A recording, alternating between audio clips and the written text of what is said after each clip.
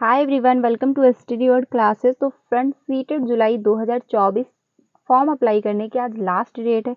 तो जितने भी कैंडिडेट अगर फॉर्म अप्लाई नहीं कर पाए हैं किसी भी कारणवश, तो आज आप लोगों के पास मौका है। रात के 12 बजे तक आप अप्लाई जरूर करिएगा, क्योंकि जब तक आपका सीटेट क्लियर नहीं होगा आप कहीं भी अप्लाई नहीं कर पाओगे। आज आपके पास टाइम है। बाकी करेक्शन की जो डेट थी वो कौन सी है वो मैंने कल की वीडियो में बताया था। अगर आपने नहीं देखी तो वो भी जाके देख सकते हैं। हम आज हम लोग इस टॉपिक पे बात करने वाले हैं कि सोशल साइंस में कैसे अच्छे मार्क्स लाएं, क्योंकि पेपर जो 2 है काफ़ी लोगों का क्लियर नहीं हो पाता है। किसी का 2 नंबर से रह जाता है, किसी का 1 नंबर से रह जाता है। और सोशल साइंस यानी कि पेपर 2 में जब तक आपका सोशल साइंस अच्छा नहीं होगा तब तक आप अच्छे से गेन नहीं कर पाओगे, यानी आपका पेपर जो है 2 क्लियर नहीं हो पाएगा। तो हम जैसे मैंने खुद से पढ़ाई करके 40+ मार्क्स फर्स्ट अटेम्प्ट में लेके आए हैं, वैसे आपके भी आ सकते हैं। कहाँ से मैंने पढ़ाई की, कहाँ से मैंने प्रैक्टिस किया है, वो सब कुछ मैं आपको आज की वीडियो में बताने वाली हूँ। तो इसे स्किप मत करिएगा, लास्ट तक जरूर देखिएगा। बाकी एसएसटी के जो जितने मतलब प्रश्न होते हैं वो कहाँ से छपते हैं वो भी मैं आपको प्रूफ के साथ दिखाऊंगी। तो देख लेते हैं हम लोग कैसे क्या करना है तैयारी। जो आपका सोशल साइंस है उसकी तैयारी कैसे करें। देखिए, सिंपल सी बात है कि आप सभी को पता है 6 से 8th तक जो आपकी सोशल साइंस होती है, जो कक्षा 6, 7, 8 की हिस्ट्री, ज्योग्राफी, पॉलिटी, उसी से क्वेश्चन छपते हैं। बाकी एनसीईआरटी ही होती है, क्योंकि सीटेड एनसीईआरटी पर ही आधारित सारे क्वेश्चन पूछता है। और आपको एनसीईआरटी का जितना भी अच्छा कंटेंट है, आप कोई भी बुक खरीद लेंगे उसमें बेस्ट नहीं मिलेगा। आप कक्षा 6 और 7 की बुक उठाइए, सिर्फ उसी से पढ़िए, क्योंकि अभी आपके पास टाइम अच्छा खासा है। 3 महीने मायने रखता है। आप 1.5 महीने में ये तीनों सब्जेक्ट की बुकें आप कंप्लीट कर लेंगे। उसके बाद आपके पास अच्छा खासा समय बचेगा, आप अच्छे से प्रैक्टिस भी कर सकते हैं। मैंने पहले सिर्फ 6, 7, 8 की बुक एनसीईआरटी पढ़ी, उसके बाद मैंने फिर उसके क्वेश्चन लगाए, फिर मैंने चेक किया कि कहाँ से क्वेश्चन ज़्यादा पूछे जा रहे हैं। फिर उस हिसाब से मैंने चैप्टर वाइज थोड़े बहुत अपने हिसाब से नोट्स बना लीजिए, क्योंकि आपको नोट्स ऐसे बनाने हैं जो खुद को समझ में आ जाए, क्योंकि आपको सिर्फ पेपर क्लियर करना है, कोई बुक प्रिंट नहीं करवानी है। तो आप अपने हिसाब से नोट्स बना लीजिए उस हिसाब से, क्योंकि लास्ट में आपको अच्छे से रिविज़न करने में आसानी रहेगी। तो 40+ जो है आप मार्क्स कैसे ला सकते हैं, आप ऐसे ही ला सकते हैं। आप पहले 6, 7, 8 की बुक एनसीईआरटी पढ़िए, अच्छे से देखिए। फिर आप फिर उसके क्वेश्चन आप मतलब 2023 या 2022 के मत लगाइए। सबसे पहले 2015, क्योंकि पहले के जो मतलब क्वेश्चन है पीवाईक्यू वो इजी थे। पहले का जो सीटेड क्वेश्चन पूछता था वो काफ़ी आसान क्वेश्चन होते थे, तो आप वहाँ से स्टार्ट करिए। जब आप 1-2 सेट अच्छे से लगाओगे तो आपका कॉन्फिडेंस बढ़ेगा, क्योंकि अगर आपने अभी 2024 में अभी जो जून में जनवरी में जो एग्ज़ाम हुआ था वो काफ़ी टफ बनाया गया था। 2023 जब से ऑनलाइन एग्ज़ाम हुए हैं तब से काफ़ी पेपर पूछने का जो उनका लेवल है काफ़ी अप हो गया है। तो अगर आप यहाँ से प्रैक्टिस करेंगे तो आप अच्छे से सॉल्व नहीं कर पाएंगे, तो आपका कॉन्फिडेंस जो है वो लो हो जाएगा। इसलिए मैं ये कह रही हूँ कि आप पहले के पेपर्स के क्वेश्चन उठाइए जो ईजी हैं। थोड़ा बहुत जब आप 1-2 मतलब करोगे पेपर्स के क्वेश्चन तो आपका कॉन्फिडेंस बढ़ेगा, क्योंकि आप जब कर लोगे। ठीक है, तो ऐसे आप जब तैयारी करेंगे, पहले आप 6, 7, 8 की एनसीईआरटी अच्छे से पढ़िए। आपको मैं मतलब यहाँ से भी प्रोवाइड की जाएगी। आज से हम लोग जो है आपका सोशल साइंस एनसीईआरटी क्लास 6 की फर्स्ट चैप्टर स्टार्ट करेंगे। शाम 5 बजे आपको वीडियो मिलेगी। तो अगर आप मेरे साथ भी जुड़ना चाहते हैं तो जुड़ सकते हैं, हम अच्छे से प्रैक्टिस करेंगे। आप ऐसे ला सकते हैं। बाकी जो 20 नंबर की आपकी पेडालॉजी होती है, 20 नंबर की जो पेडालॉजी होती है, जब आप प्रेस के क्वेश्चन लगाओगे, जब आप पीवाईक्यू क्वेश्चन करोगे तो वहाँ से आपकी पेडालॉजी भी मजबूत हो जाएगी। बाकी आप सीडीपी तो अच्छे से कवर करोगे ही, तो सिर्फ सीडीपी आप अच्छे से देखोगे तो आपकी वहाँ से भी पेडालॉजी थोड़ा बहुत मजबूत हो जाती है। फिर जब आप पीवाईक्यू करोगे तो वहाँ से भी आपकी पेडालॉजी मजबूत हो जाएगी। तो पेडालॉजी में आप अच्छे खासे नंबर, अगर आप ये 20 नंबर की पेडालॉजी होती है, तो अगर आप बहुत अच्छे से नहीं भी कर पाते हो तब भी आपके 10 या 15 के बीच में मार्क्स इसमें आ जाएंगे। बाकी आप सोशल साइंस अगर अच्छे से पढ़ लेते हो, अच्छे से समझ लेते हो, 6, 7, 8 की बुक, आप कोई और मतलब मार्केट में बहुत सारी बुकें आती हैं सीटेट से रिलेटेड, तो आप कोई भी बुक ऐसे मत खरीदिएगा। आप 6, 7, 8 की सिर्फ एनसीईआरटी पढ़िए। आपको यहाँ से भी प्रोवाइड क्लासेस की जाएंगी। सिर्फ पहले हम लोग अच्छे से बुकें डिस्कस करेंगे, फिर हम लोग पीडीएफ के क्वेश्चन करेंगे। तो आप यहाँ से भी पढ़ सकते हैं। बाकी अगर आपके पास बुकें हैं 6, 7, 8 की, तो आप बुक से भी पढ़ सकते हैं, कोई प्रॉब्लम नहीं होने वाली है। फिर आप पीवाईक्यू क्वेश्चन करिए, ऐसे आप करेंगे। बाकी पेडालॉजी जब आप पेपर सॉल्व करेंगे तो उसमें पेडालॉजी भी क्वेश्चन होते हैं, तो आप वहाँ से ये नंबर गेन कर सकते हैं। कोई बड़ी वाली मतलब कोई प्रॉब्लम की बात नहीं है। तो ये हो गया आपका इससे आपका पेपर 2 100% क्लियर हो जाएगा, क्योंकि मैंने ऐसे ही किया है। आप पहले 6, 7, 8 की बुक अच्छे से पढ़ लीजिए, हिस्ट्री, पॉलिटी, ज्योग्राफी, फिर उसके बाद आप पीवाईक्यू लगाइएगा। जब पीवाईक्यू आप लगाएंगे, कोई आसान सा सेट उठाइए, पहले उसको सॉल्व करिए। जब 1-2 कर लेंगे तो आपका जो माइंड है वो बिल्ड होगा कि आखिर क्वेश्चन कैसे पूछा जाता है और कहाँ से पूछे जाते हैं। फिर आप बुक उठाइए, एक चैप्टर की नोट्स बनाइए। नोट्स सिंपल अपने हिसाब से बना लीजिए, जैसे आपको समझ में आए, ठीक है। अभी आपके पास जो टाइम है वो आपका अप्रैल है, मई और जून, जुलाई में आपका एग्जाम है, तो अभी आपके पास 3 महीने, 3 महीने मायने रखते हैं। अगर आप डेली अपने आप को सीटेट को 3 से 4 घंटे भी दे रहे हैं तब भी आपके लिए बहुत है। आप 1.5-2 महीने में मतलब बुकें कंप्लीट कर लेंगे, 6, 7, 8 की बुकें आप अच्छे से पढ़ लेंगे। 2 महीने काफ़ी इनफ होता है। 1 महीने आप प्रैक्टिस को दीजिए, बाकी जुलाई में अभी आपको 1 हफ्ता मिल जाएगा स्टार्टिंग का, ठीक है। तो 3 महीने अभी आपके पास अच्छा खासा मौका है, क्योंकि जब मैंने पढ़ाई की थी तो मेरे पास 2 ही महीने बचे थे, तो 2 महीने भी मैंने अच्छे से पढ़ाई कर ली थी। अगर आप डेली 3 से 4 घंटे भी दे रहे हैं तब भी आप अच्छे से क्वालिफाई कर लेंगे, क्योंकि सीटेट जो है मतलब पेपर 1 और पेपर 2 कुछ सब्जेक्टें कॉमन रहती है। जैसे आपका सीडीपी हो गया, वो आपका कॉमन रहता है, हिंदी आपका कॉमन रहता है। अगर आपने इंग्लिश ली है या संस्कृत ली तो वो भी सिमिलर मतलब थोड़ा थोड़ा सिमिलर ही होता है। बाकी वहीं पे रहता है, सब्जेक्ट जो चेंज होती है वो आपका सोशल साइंस ही चेंज होती है, या फिर किसी ने साइंस या मैथ ली होती है, तो यही सब्जेक्ट चेंज होती है जो 60 नंबर की होती है पेपर 2 में। और पेपर 2 क्लियर बहुत लोगों का नहीं हो पाता है, क्योंकि 1 नंबर या 2 नंबर या 5 नंबर से रह जाता है, क्योंकि वो सोशल साइंस का जो सिलेबस है वो काफ़ी बड़ा है। क्योंकि भाई आप 6, 7, 8 पढ़ोगे, 3 क्लास पढ़नी होती हैं, उसमें 3-3 सब्जेक्टें होती हैं, तो उसमें काफ़ी इसका जो सिलेबस है वो काफ़ी ज़्यादा होता है। तो अगर आप 6, 7, 8 की बुक उठा के पढ़ेंगे तो आपको अच्छे से समझ में आ जाएगा कि कहाँ से क्वेश्चन कैसे बनते हैं। फिर आप पीवाईक्यू जब लगाओगे तो उससे भी आपका कौन जो है बिल्ड होगा, कि आपको समझ आ जाएगा कि क्वेश्चन कैसे बनते हैं, तो आप क्वेश्चन को अच्छे से डील कर लोगे। पैथोलॉजी 20 नंबर की आती है, उसमें से भी आप 10-15 नंबर की जब आप सिर्फ और सिर्फ पीवाईक्यू लगाओगे तो वहाँ से आप अच्छे से गेन कर लोगे।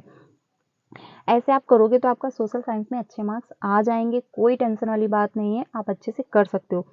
बाकी सिर्फ और सिर्फ आपको एनसीईआरटी ही फॉलो करनी है, कुछ भी नहीं पढ़ना है, क्योंकि सिलेबस सीटेट का अभी तक चेंज नहीं हुआ है। अगर कोई कहता है कि चेंज हुआ, ये है वो है, कुछ भी चेंज नहीं हुआ है, सिलेबस सेम है। और जो सिलेबस के मतलब पैराग्राफ हैं, मतलब जो सब्जेक्ट हैं वो भी लिमिटेड हैं, जो चैप्टर हैं वो भी लिमिटेड हैं। ये भी नहीं कि कोई चैप्टर जोड़ दिया गया है, कोई चैप्टर हटा दिया गया है, तो ऐसा कुछ नहीं, फिक्स इसका सिलेबस है कि यही इतना आता है, उसी से पूछा भी जाता है। ये भी मतलब आज तक आपने ये नहीं देखा होगा सीटेट में कि कोई क्वेश्चन कहीं से भी उठा के दे दिया गया हो।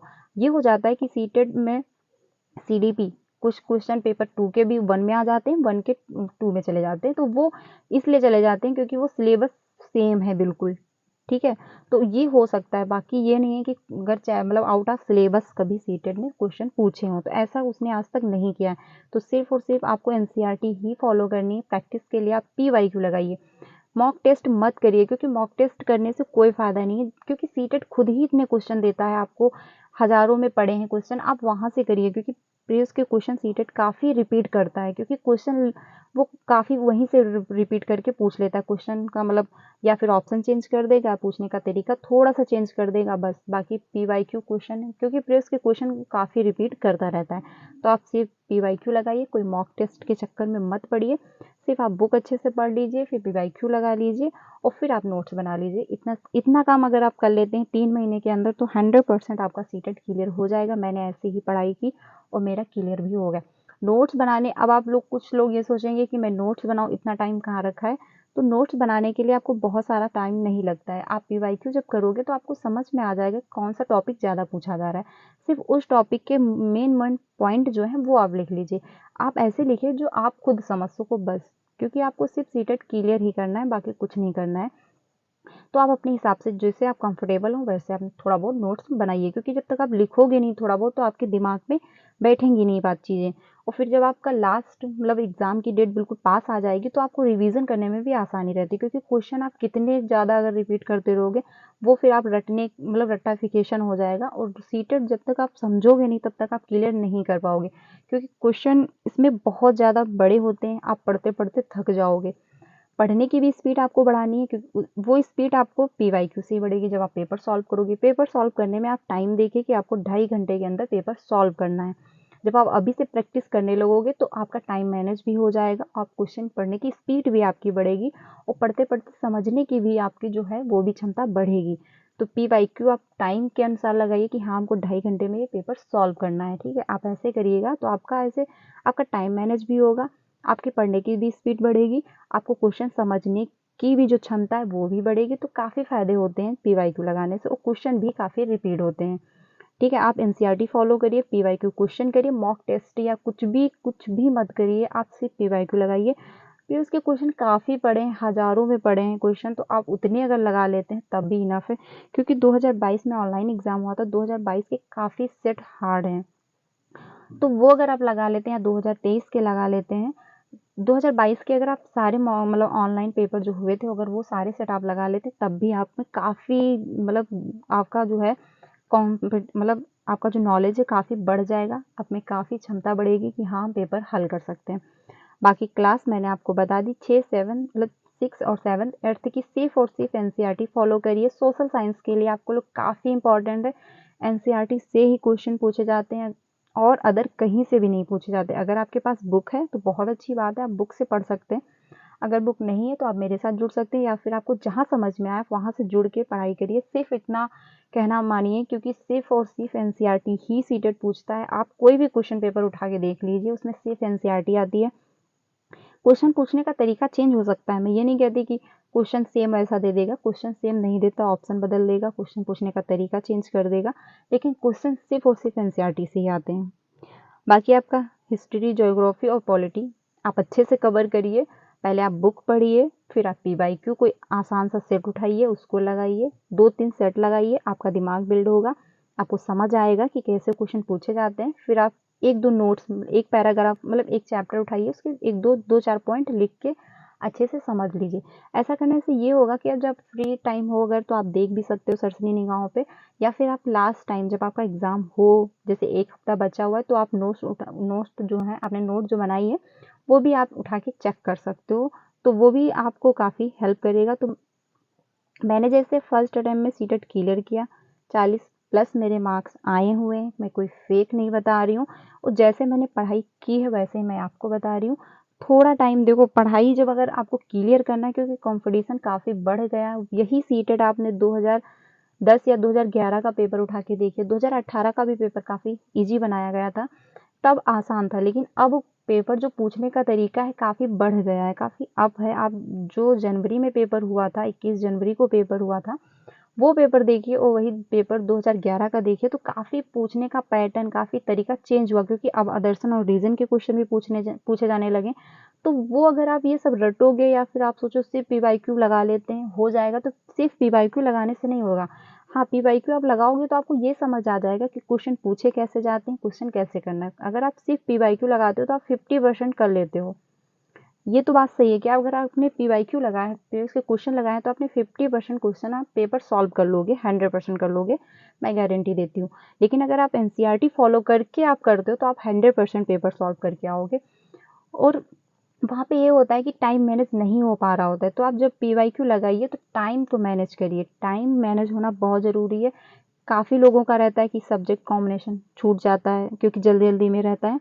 जब आप जल्दी-जल्दी में रहोगे, टाइम आपके पास कम होगा, तो हड़बड़ाहट में कुछ भी गलत हो सकता है। जब आपकी पढ़ने की स्पीड तेज़ होगी, आपकी समझने की क्षमता भी अच्छी खासी हो जाएगी, तो आप क्वेश्चन देखोगे, उसका मेन पॉइंट ढूँढोगे, अच्छे से पढ़ोगे, आपको समझ आ जाएगा कि किस बारे में पूछ रहा है, बस आप टिक करके आगे बढ़ जाओगे।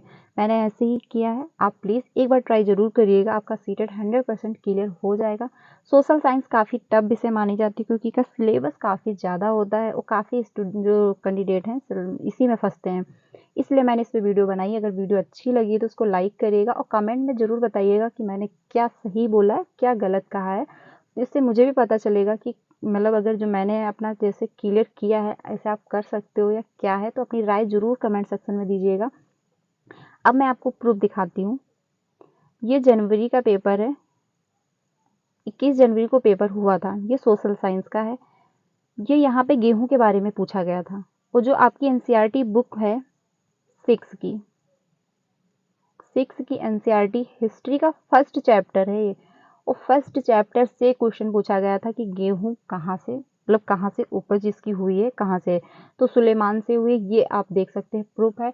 यही आज हम लोग कक्षा 6 की एनसीईआरटी जो है बुक, आप हिस्ट्री का पहला चैप्टर पढ़ेंगे, कब और कहाँ चैप्टर का नाम है, वही स्टार्ट हम लोग करने वाले हैं। आज आपको 5 बजे यहाँ पे एनसीईआरटी की क्लास मिलने वाली, 6 की हिस्ट्री की फर्स्ट क्लास होगी, तो स्किप मत करिएगा, आप जरूर देखिएगा और फिर बताइएगा। प्रूफ मैंने इसलिए दिखा दिया कि ये क्वेश्चन आपका 21 जनवरी को पूछा गया था।